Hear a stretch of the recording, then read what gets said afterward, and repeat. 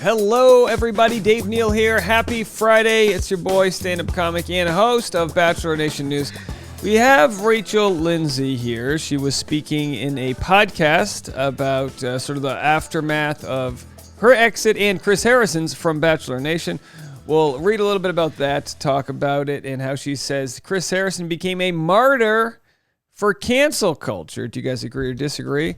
We'll let you guys know. And then also at the end of this video, stick around. This is interesting. There's a new dating show. Actually, it's an old dating show that predates Bachelor, I believe, from the early 2000s. That's making a revival. I'm going to tell you all about that, and it's going to give Bachelor a run for its money. We'll have to decide if we want to cover it. Not really sure. Do me a favor. Hit the like button an odd number of times, or do me this. Hit the like button an even number of times, but add 1 to that, making it odd. Hit it an odd number of times. And also, don't forget to subscribe. I've got my pat. Where is this thing? I've got a... Oh, boy. You guys really need me to see this here. I've got this package here. I'm so excited. I had to blur out my address in the last one. Hip, hip, hooray to 50K. Go on, subscribe, and I'll open that package when you guys hit 50K. We'll do a live stream celebration. Maybe a pizza party. Who knows? Who knows? We'll have to see if we have enough time. All right. Rachel Lindsay says Chris Harrison became a martyr for cancel culture after fallout from their interview led to him leaving Bachelor franchise. Let's read parts of this article here. Of course, she said this in a podcast. You can listen to the full podcast. It's called Ellen Pompeo's Tell Me podcast. Rachel Lindsay said former Bachelor host Chris Harrison became a martyr for cancel culture following their controversial interview. Chris became a martyr. Geez, how many times are they going to say this? 3 times in a row? He became a martyr for cancel culture. And so people who didn't watch... If you say martyr for cancel culture 3 times into a mirror, we uncancel somebody. Oh, boy. And so people who didn't watch the show then started to say, oh, she canceled him. And when I got attached to that as well, so it went beyond just what happened with the show in that interview. The Bachelorette star also revealed that she was frustrated with herself for not speaking out during the interview, which took place in February. Of course, we always get mad afterwards. We're like, I wish I said this. You ever get in a fight with someone? You're like, man, if I would have hit him with that line. I do it as a stand-up comic after every set. You're like, I wish I said that to rebuttal the heckler who told me my dream, career wasn't accomplishable. And then that's the greatest heckler of all, my mom. All right, here we go. I'm kidding. I think she supports me. How's your comedy thing going?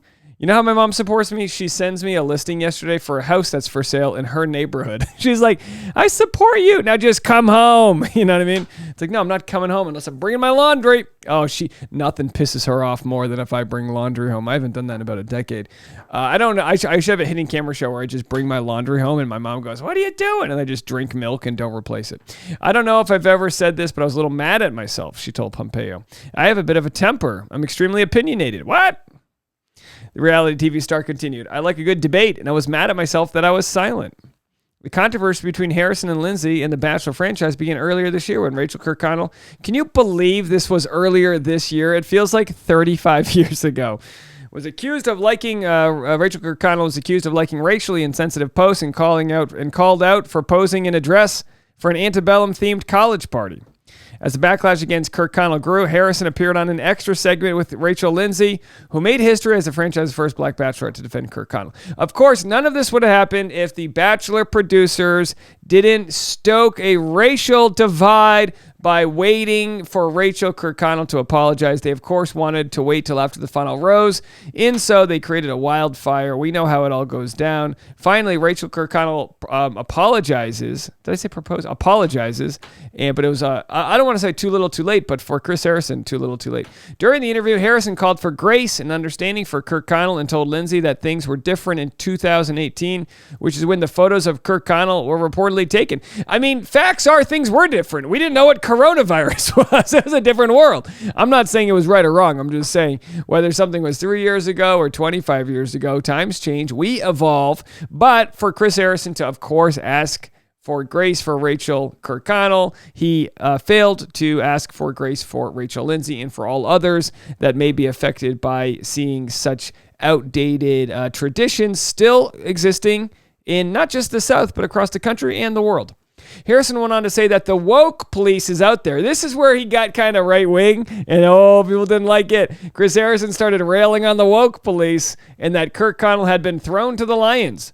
Now, if you take the word woke police out there, and if Chris Harrison just said, a lot of people are attacking Rachel Kirkconnell and she hasn't had a chance to share her side of the story yet, we would like for people to wait for her to respond. And at the same time, I understand who this would have hurt and his XY. There's a way he could have done it that would have been way better, but they let him kind of, what is it called?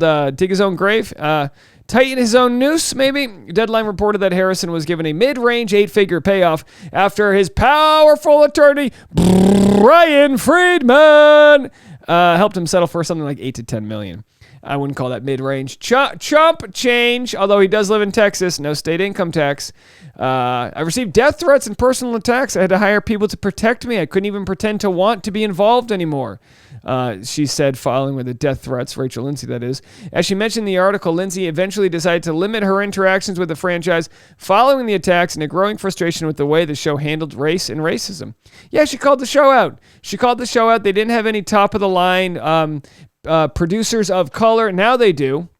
They didn't have, she was accusing the show of not casting black men who wanted to date black women. Of course, people go, well, you ended up with a white guy.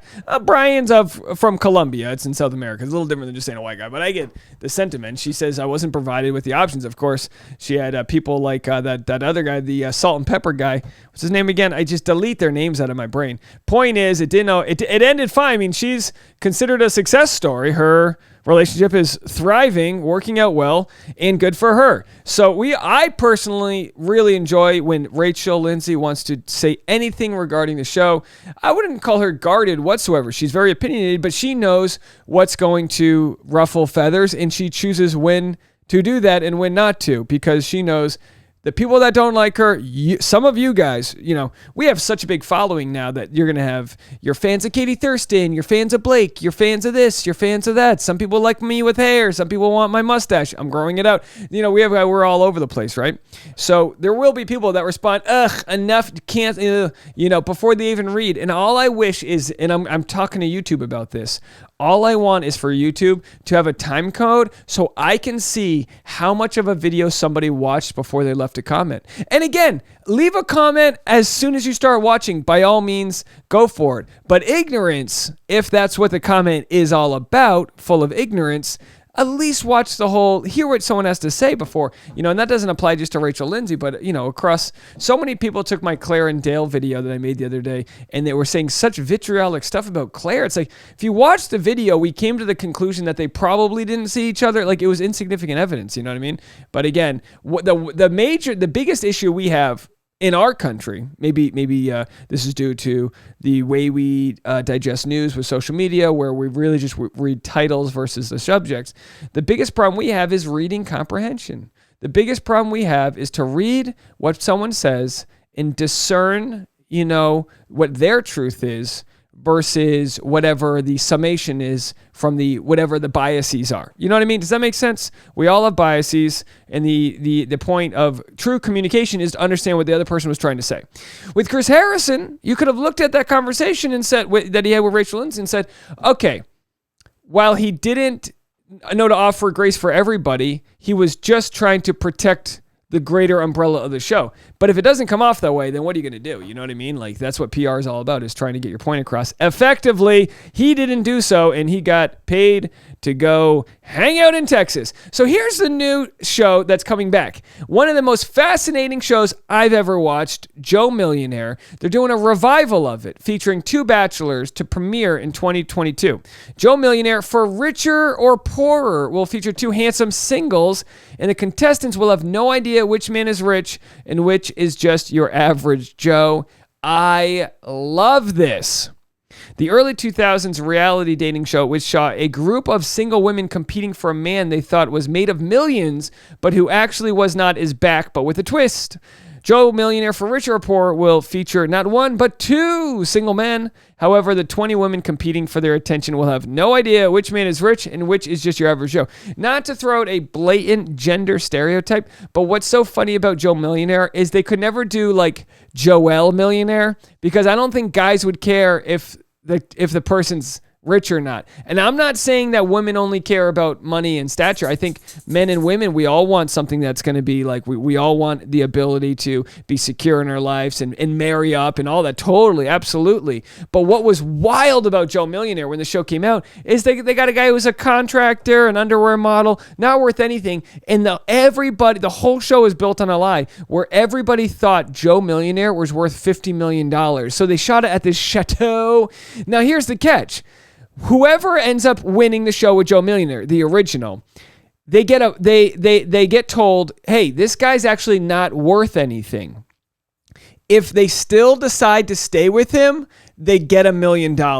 How isn't that great? If you guys didn't watch that, just genius. So the idea was if someone chooses the guy and then he's like, I'm actually not worth $50 million. She goes, bye, never mind. Then they don't get the $1 million. But because she was like, all right, no, I'll still stick with you, they got $1 million. And that was the original game show. It premiered in 2003. How about this? 20 women, like they said, competed for Evan Marriott, duped into thinking he's worth $50 million. They ended up splitting the prize and broke up after that. The season 1 finale of Joe Millionaire earned more than 40 million viewers. Now, this is in the heyday of terrestrial television, right? This is before Netflix. At the time, Netflix wasn't even a DVD service. If you guys remember, a lot of you guys are young.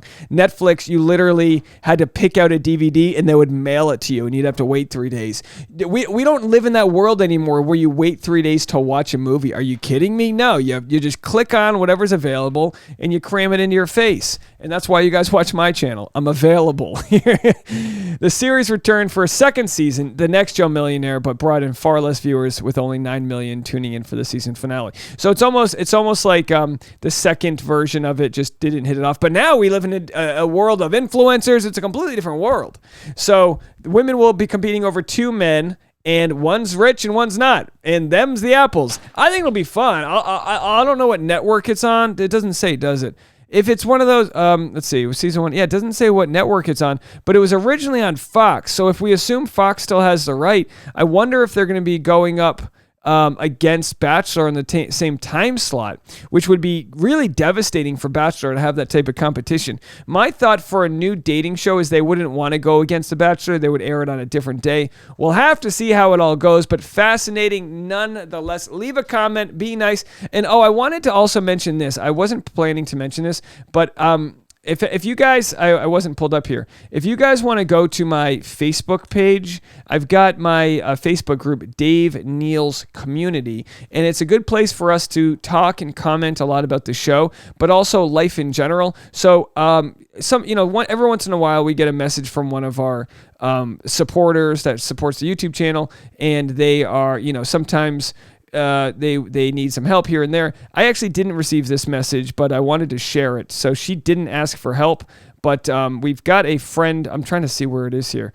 Let me go to the homepage. We've got a friend, Sophia, whose cat had to get emergency surgery, I believe. And as you guys know, I had to deal with this just a few months ago. And it's really just, the vet bills and the worrying, to a lot of people, your pet is like your child. And it really is to people that don't have kids.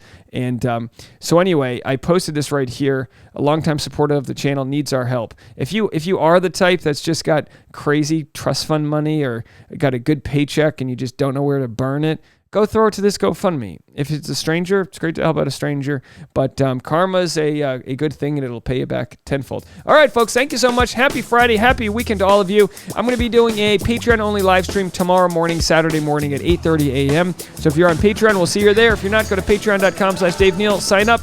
Bye, everybody.